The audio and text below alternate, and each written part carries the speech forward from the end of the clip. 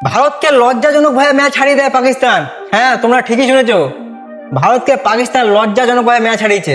শুধু ম্যাচ হারিয়েছে তাই নয়, ম্যাচের প্রত্যেকটা মুমেন্টে ভারতকে অপমান করেছে, প্রত্যেকটা মুমেন্টে ভারতকে ছোট করেছে, প্রত্যেকটা মুমেন্টে ভারতকে বোঝানোর চেষ্টা করেছে পাকিস্তানের সামনে ভারতের অকাত জিরো।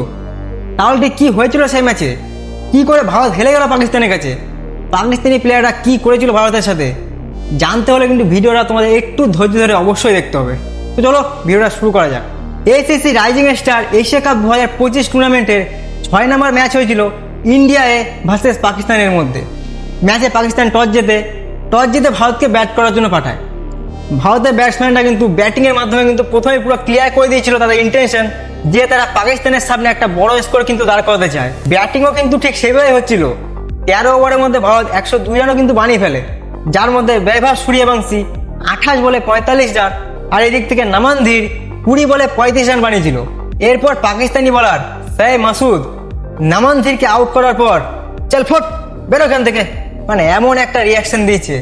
প্রথম অপমান কিন্তু পাকিস্তান এইখানেই করে।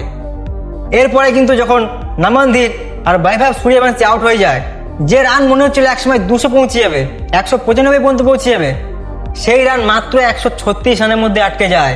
এরপর ভারতের একের পর এক ব্যাটসম্যান জিতেশ শর্মা, আশুতোষ শর্মা, নেহাল ওয়াদেরা, রমনদীপ সিং সবাই কিন্তু একের পর এক ফ্লপ হয়ে যায়।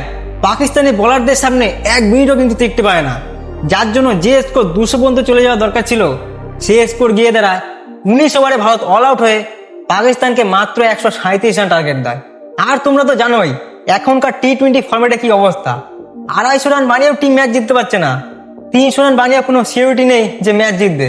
সেখানে দাঁড়িয়ে 136 রান ডিফেন্ড করা প্রচুর মুশকিল। ঠিক সেটাই হয়েছে। এরপর সেকেন্ড ইনিংসে পাকিস্তান ব্যাট নামে, আর পাকিস্তানি ব্যাটসম্যান মাস সুদাকাত মাত্র 47 বলে 79 রান বানিয়ে পাকিস্তানকে এই ম্যাচ হাসতে হাসতে জিতিয়ে দেয়। এরপর মাস সুদাকাত যা করেছে ভারতের সামনে, এই রিয়াকশনটা করে পুরো ভারতকে বুঝিয়ে দেওয়ার চেষ্টা করেছে ভারতের সাথে পাকিস্তানের ম্যাচে ভারতের জেতার দিন শেষ। তাহলে এখন প্রশ্ন হচ্ছে, ভারত ঠিক কি করে এই অপমানের বদলা নেবে পাকিস্তানের কাছ থেকে? কি করে রিভেঞ্জ নেবে? রিভেঞ্জ কি আদৌ নিতে পারবে? এই সমস্ত প্রশ্নের উত্তর কিন্তু আমি দেবো কালকের ভিডিওতে। এই জন্য তোমরা চ্যানেলটা সাবস্ক্রাইব করে বেল আইকনটা অলে প্রেস করে দাও, যাতে আমি ভিডিওটা পোস্ট করার সঙ্গে সঙ্গে তোমাদের কাছে পৌঁছে যায়। তোমরা যেন জানতে পারো ভারত ঠিক কীভাবে পাকিস্তানের কাছ থেকে এই অপমানের বদলা নিতে পারে। তো চলো আজকে ভিডিওটা এইটুকুনি, কারণ এইটা না জানালে কিন্তু নয় যে পাকিস্তান কীভাবে ভারতকে অপমান করেছে সবাইকে জানা দরকার। এই জন্য তোমাদেরকে জানালাম। তো চলো আজকে ভিডিওটা এখানেই, দেখা হচ্ছে কালকে রিভেঞ্জ ভিডিওর সাথে।